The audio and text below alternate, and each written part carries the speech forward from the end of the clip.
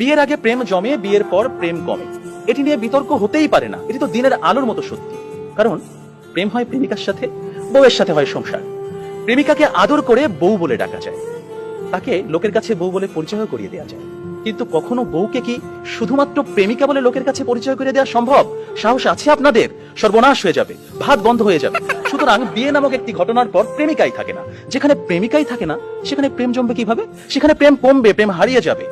আবার প্রেমিকের দেয়া 2 পয়সার আলতা, কাঁচের চুড়ি কিংবা সস্তায় কেনা শাড়ি, এগুলো প্রেমের সময় প্রেমিকার কাছে থাকে আদরের, থাকে ভালোবাসার, থাকে যত্নের। কিন্তু বিয়ের পর বউয়ের কাছে এগুলো হয়ে যায় চোখের বিষ। একজন সত্যিকারের প্রেমিকের প্রেমের উপন্যাসে বিয়েই কখনো শেষ পৃষ্ঠা হয় না। কারণ তারা জানে কোনো কোনো প্রেম না পাওয়াতেই পূর্ণতা খুঁজে পায়। তাই পৃথিবীর শত গল্প, কবিতা, উপন্যাসে প্রেমকে সাজানো হয়েছে না পাওয়ার বেদনায়। আর এজন্যই প্রেমটা আসলে বিয়ের আগেই, অর্থাৎ না পাওয়াতেই জমে।